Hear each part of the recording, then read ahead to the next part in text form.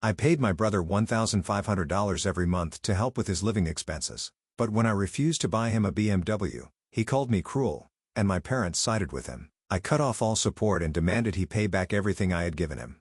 They're now trying to reach a settlement, but I ignore. Seattle's rain was pounding against the window of Cindy Ford's office. She looked away from the quarterly financial report on her screen, and gazed at the leaden sky. Normally, the view from the 30th floor would relax her, but today was different. Her cell phone vibrated, displaying a message from her brother David. "Cindy, do you have this month's living expenses?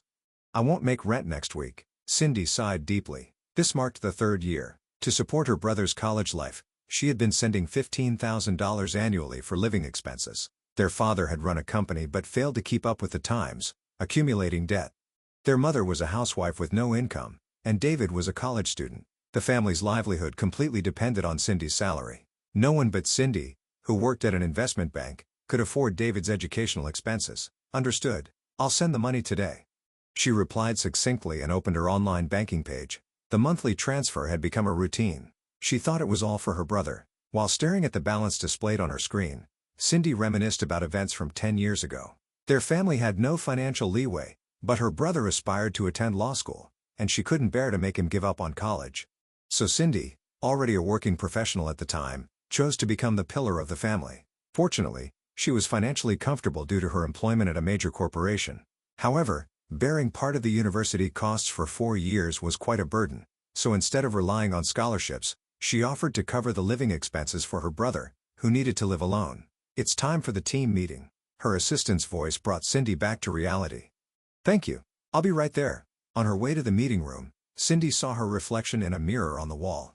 Her navy blue suit was impeccably tailored, and her black hair was neatly arranged. At 32, as a senior analyst at an investment bank, she continued to strive for the top. Cindy calmly analyzed figures and made precise proposals. Her expertise was recognized by everyone. After the meeting, her cell phone vibrated again. This time, it was from her mother. "Cindy, I think David must have contacted you." "Yes, I've already sent the money." Cindy interrupted her mother's words. "Please understand him. College is a time to enjoy life." Cindy closed her eyes. Her mother's words always hid the usual criticism, the dissatisfaction with a daughter who was all work and no play. "I understand, Mom. I'm at work now, so we'll talk later." She hung up and returned to her desk. It was 6 p.m. Outside, it was already dark, and the rain was intensifying. A pile of documents still needed her attention on her desk. At 9 p.m., having finished her work, Cindy left the office building with an umbrella. The streets were nearly empty. She bought dinner at a nearby deli and headed to her apartment. Back in her room, in a luxury apartment, Cindy kicked off her high heels and sank into the sofa. While eating her takeout dinner, she checked her bank account balance. After sending money to her brother, her balance was lower than planned. The purchase of a new suit would have to wait until next month. Cindy sighed lightly and poured herself a glass of wine. A family photo on the wall caught her eye. The young Cindy in the picture still had hope for the future. Her cell phone rang again. This time, a message from David.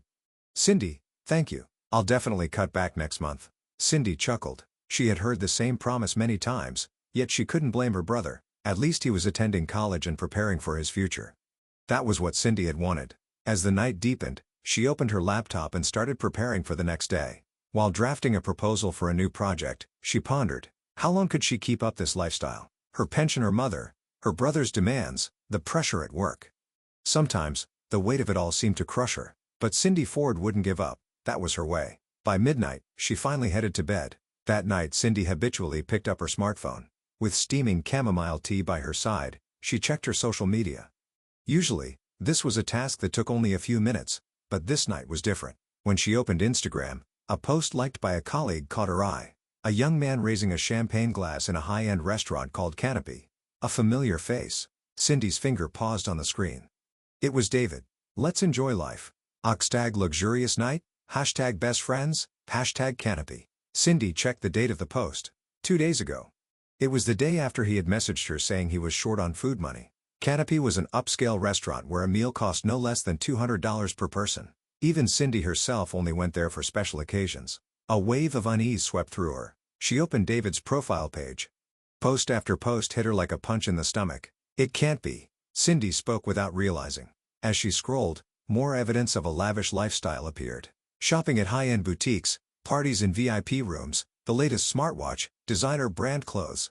Every post perfectly coincided with the times he had asked her for financial help. Her hands trembled. The chamomile tea grew cold. My stomach hurts. I need money for medicine. The rent has gone up. The utility bills are higher than expected. David's past messages echoed in her head. Was it all a lie? Had her sacrifices merely supported her brother's luxurious lifestyle? Her phone vibrated again. A new message from David. Cindy, we need to talk. I found a new car. Cindy threw the phone onto the desk. It was more deep sadness rather than anger that overwhelmed her. For 3 years, she had cut back on her own life. She had foregone new clothes, minimized vacations, and dedicated everything to her brother's future. She stood up and headed to the kitchen. She opened a bottle of wine and poured it into a glass. Her hand shook, spilling some wine on the counter. Without bothering to wipe it up, Cindy returned to the sofa. She opened her brother's social media again. This time, she scrutinized every detail. The luxury watch in the posts was worth at least $5,000. A new gaming console, high-end sneakers, brand bags. As she estimated the costs, it became painfully clear where her support money had gone. The night wore on. Cindy saved screenshots of all the posts, date, location, estimated cost. She documented everything. She opened an Excel file and began to calculate calmly. Sadness slowly turned into a cold fury. The next morning, Cindy arrived at the office an hour earlier than usual. She printed the bank transaction history and reviewed 3 years of money transfers. The total exceeded $45,000. As she stared at the mountain of evidence spread out on her desk, Cindy had made up her mind. Cindy, you're early today. Her colleague Kelly approached her. Yes, just doing some research. Cindy responded calmly. She called her father. After 3 rings, a familiar voice answered. Cindy, this is unusual. Dad, I need to talk to you about David. Cindy chose her words carefully. Oh, about the new car? He told me about it. There was a proud tone in her father's voice. Cindy was momentarily at a loss for words. Her father already knew. Dad, you do know what the living expenses I send are for, right? At least let him enjoy his youth. You're always too serious. Those words shattered something inside Cindy. Both her parents knew yet had turned a blind eye. In fact, they even supported her brother's luxurious lifestyle. Dad, I cut back on my own living expenses every month. Cindy, you're successful. Isn't it natural to help your brother? Cindy sighed and hung up the phone. Her family always sided with David unconditionally when it came to him. The recent call probably didn't make them realize the extent of David's lavish lifestyle, but they dismissed the financial pain it caused Cindy as trivial. She stared at the mountain of evidence on her desk. This was the reality of her family. They were all using her. Her efforts and sacrifices were taken for granted. Late at night, a new message arrived. It was from her brother, who had just posted on social media from a luxury resort hotel that morning. Cindy, I need $50,000 for a down payment on a car loan. I'm really cutting back on food expenses, but a car is a necessity, right? The attached photo showed him smiling broadly in a showroom. Cindy sneered. On her smartphone screen, past posts from her brother lined up. My sister is rich, but a miser. She does nothing for the family. Useless, acts all elite from her investment banking job, looking down on her own family. This was his true sentiment. All his careful words up to now had been an act, but this time was different. The last of Cindy's doubts had completely vanished. It was time to end this farce. Next morning, Cindy left home earlier than usual and met with a lawyer. She presented all the evidence and discussed her next steps. Miss Ford, this is a clear case of financial exploitation. The lawyer explained calmly. If necessary, we can consider legal action. Cindy shook her head. No, I have another plan. She returned to her office and opened her computer. Using her years of investment experience, she began the process of moving and protecting her assets. She diversified her accounts and set up a new security system. She would not be exploited by anyone anymore. In the afternoon, a call came from her mother. Cindy, David is crying. Why won't you consider the car? Mom. Cindy's voice was as cold as ice. I'm done being used. What are you saying? We're family. Her mother's voice trembled. Yes, we are family, Cindy said quietly. And that's exactly why this should never be allowed. After hanging up, Cindy opened her social media. She began drafting a long post. I want to share my experience with financial exploitation by family. In the evening, David showed up at her office in person. Cindy, why aren't you responding? Cindy calmly looked at her brother. His suit was high-end, his watch new, his hair perfectly styled, all bought with her money. Go home, Cindy said tersely. What are you talking about? We're family. David raised his voice. Yes, family. Cindy stood up and walked to the window. That's exactly why I won't tolerate any more lies. Cindy, what are you talking about? David's voice wavered. I'm talking about your lavish lifestyle. Cindy turned around. I'm just revealing the truth. For the first time, fear appeared on his face. Tell the truth to our parents by tomorrow, Cindy said calmly. Otherwise, I have plans. David started to say something, but Cindy raised her hand to stop him. Enough. For 3 years I've been deceived. This is your last chance. After David left, Cindy stood by the window again. Tomorrow, everything would change, that was certain. The next morning, Cindy woke up earlier than usual. She took a deep breath and turned on her computer. The draft of her last post, which she had prepared the night before, was still on the screen. Evidence photos, bank records, screenshots of conversations, everything was neatly organized. Checking her cell phone, she found over 20 unread messages from David. The content changed over time. It started with denial, gradually turned into pleading, and finally into threats. Cindy, you're joking, right? I'm sorry for everything. Don't destroy the family. Please, let's talk. If you keep this up, I won't stay silent. I might contact your company about various things. Cindy read all the messages, but did not reply. Instead, she opened the bank's website. She checked the automatic transfer settings and pressed the delete button. Goodbye, David, Cindy murmured softly. At that moment, a strange sense of liberation enveloped her. While having breakfast, she started preparing for the next steps. She reviewed additional documents to give to her lawyer and checked her email. She also saved property information from San Francisco to her bookmarks. On her way to the office, Cindy's phone rang. Cindy, what are you planning to do? Her mother's voice was frantic. Did you hear the truth from David? Cindy's voice was surprisingly calm. Years of anger and disappointment had brought her a sense of serenity. He's remorseful. Don't hurt the family anymore. Her mother's voice had the usual coddling tone, as if David was still a small child. Remorseful? Hurt the family? Cindy chuckled dryly. Her reflection in a store window on the street showed a sarcastic smile. I was curious what you would say, Mom. Even knowing everything, you still prioritize him. Just as I expected. Cindy, you always go to extremes. David has had it tough too. He's young. Let him indulge a little. Had it tough? Indulge. Cindy's voice trembled slightly. For 3 years, I truly suffered. I skipped monthly dinners with friends, didn't buy new clothes, and gave everything to him. I worked overtime every day, even on holidays, and sent all the money I earned to him. But you can afford it. At that, Cindy felt an icy chill in her heart. So, because I can afford it, it's okay to use me. Do you know how hard I worked to get here? The part-time jobs during college, the relentless internships, studying from morning till night, you saw all that, didn't you, Mom? Oh, there you go again. Cindy, you always emphasize your own efforts. You lack gratitude towards others. We're family. It should be mutual. At those words, Cindy let out a scornful laugh. Gratitude? Mutual? What gratitude have I received? While David indulged in luxury restaurants, splurged on brand items, and enjoyed lavish vacations, I scrimped on my own life. If you have that much money, of course, you should help your family. Her mother's voice grew shrill. David is still young. He has the right to enjoy life. He doesn't need to lead a life just about work like you. At that moment, something definitively broke inside Cindy. Mom, now I understand everything. My life has just been that of an ATM under the guise of family destined to be exploited forever. Cindy, what a terrible thing to say. That's enough. Cindy hung up the phone. Her hands were trembling, but it was not out of anger, but rather a kind of relief. The conversation with her mother had cut the last ties of hesitation. When she arrived at the office, she immediately opened social media. She uploaded the long post she had prepared and all the evidence photos. David's luxurious posts, transfer records and pleading messages. Finally, she added a sentence. Exploitation under the guise of family is the most despicable betrayal. For 3 years, I continued to send monthly payments to support my brother's lifestyle, totaling over $45,000. However, these funds were not used for tuition or living expenses, but for luxury items and entertainment. My mother was aware of this fact and tacitly consented. Now, I am cutting off this chain of exploitation. Because we are family, we must speak the truth. Cindy pressed the post button and sent another prepared email. It was a transfer request to the San Francisco branch.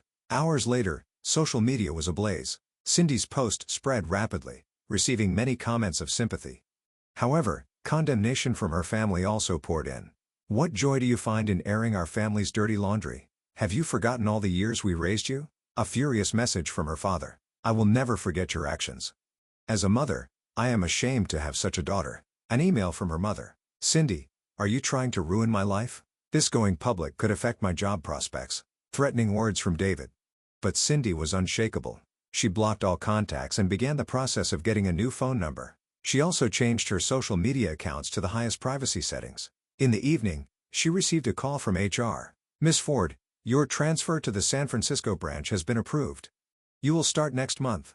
"Thank you," Cindy replied quietly. Having cut off all contact, she did not know what actions her financially strapped brother might take. Moving physically away was advice from her lawyer, but she felt a slight excitement about the change in environment. She felt the door to a new life opening. Back at her apartment, she sat in the living room and poured herself a glass of wine. Messages of support from those who saw her post were coming in on her phone. "You showed great courage. Your actions give hope to others suffering in similar situations. I too was exploited by my family. Reading your post gave me the courage to finally move forward. Speaking the truth is sometimes the hardest choice, but it was necessary." Late at night, she completed the last piece of business. The documents she had requested from her lawyer had arrived. A registered letter addressed to her parents' home. It listed the total amount of money sent and the evidence of its misuse, mentioning the possibility of legal action. Cindy signed the document and sealed the envelope. This was her final notice to her family. She felt the weight of 3 years lifting off her shoulders. A month after moving to San Francisco, Cindy Ford welcomed the morning in her new office. The weekend before the verdict, her parents unexpectedly visited her office. "Cindy, please listen." Her mother's voice trembled. With a face more haggard than Cindy had ever seen, her mother took her hand and apologized deeply. "We were all wrong. We exploited you. I'm truly sorry." Cindy looked down at her mother with a cold gaze. "It's too late, but we really are remorseful. David too. He cries every day. He's lost all hope for the future. That's his own doing." Her mother's pleading continued. However, Cindy's heart had already frozen. "Cindy." Her father's voice had lost all its former dignity. "I came to apologize. It's all my fault. I indulged David too much. I exploited you without considering your feelings. I truly am sorry." Her father apologized deeply. He looked nothing like the strict father Cindy remembered. Yet, Cindy's resolve did not waver. The next day, David appeared. "Cindy, forgive me." His demeanor had lost its former arrogance, and he looked utterly defeated. "I was really wrong. I took advantage of your kindness to lead a lavish life. I even badmouthed you on social media. I'm truly, truly sorry." David also apologized deeply. Even as her family knelt before her, Cindy felt nothing. It was all too late. The following week, her phone vibrated. It was a call from her lawyer. "The verdict has been finalized. The court fully supported your claims and decided to impose a stricter penalty." Cindy took a deep breath. Defendant David Ford is ordered to return the unjust gains and is found guilty of fraud. Although he will receive probation, he now has a criminal record. Given that he was job hunting, this verdict effectively makes it impossible for him to be employed by major companies. The lawyer paused before continuing. "Your parents have also been found liable as accomplices. If they cannot pay the damages, the foreclosure of their home is being considered." True to these words, the family home was put up for auction a week later. Her father's company was discovered to have significant irregularities during a tax inspection and went bankrupt. Her parents had to move in with relatives on her mother's side. A year had passed since then. The mornings in San Francisco were different, imbued with a unique light unlike Seattle's. From her 50th floor penthouse office, the view seemed to symbolize her new life. In her desk drawer, there were several unopened letters, all from her family. The latest envelope was hastily scribbled with urgent by her mother. Reading next to it danced with the words "check immediately" and "important." However, Cindy had no desire to open them. Her phone vibrated. It was a message from an acquaintance in Seattle. She hesitated but thought it might be work-related and checked the screen. "Cindy, it's about David. I thought you should know." Attached was a screenshot from a local newspaper. "Local luxury brand shoplifting incident. Defendant sentenced to prison." David Ford's name was prominently featured in the article. Unable to pay bail, David, who had spent 3 months in jail awaiting trial, ultimately received a 1-year prison sentence. Shoplifting while on probation led directly to an actual prison sentence. His re-offense, despite being given a chance for rehabilitation, was viewed severely. His photo was also included in the article. Gone was his formerly arrogant expression, replaced by tired eyes. Cindy sighed deeply as she set her phone down on the desk. This wasn't the first news she had heard. Over the past year, she had received fragmented updates about her family's situation. Their lives seemed to spiral downward as if by fate. After David was incarcerated, her mother's condition rapidly deteriorated. Unable to cope with the stress, she fell into a severe depression, medical expenses mounted, and savings were depleted. It seemed they were also kicked out of the relative's home where they had been staying. Rumors were that they were applying for welfare. After dropping out of college, David had drifted from job to job. His obsession with luxury brands remained unchanged, and he continued to live beyond his means, accumulating debt. His once luxurious lifestyle had turned into days of being chased by debt collectors. This shoplifting was the act of a desperate man. Cindy reluctantly took out the letters from her family. After hesitating, she opened the most recent envelope. Her mother's desperate handwriting danced across the page. The unpaid hospital bills are piling up. We've been blacklisted by several hospitals. We might lose the house. If you read this letter, please contact us immediately. Please, Cindy, you're our last hope.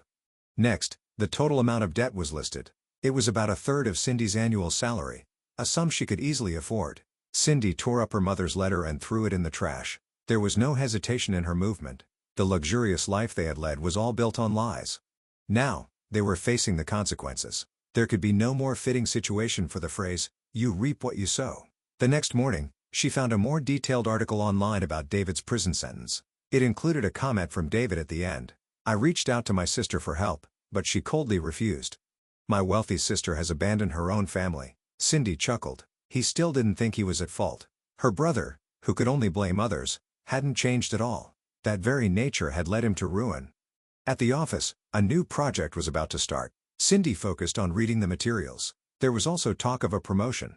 If things went smoothly, she would break the record for the youngest head of department. Work was going well. She had a new partner, and she finally had time for hobbies.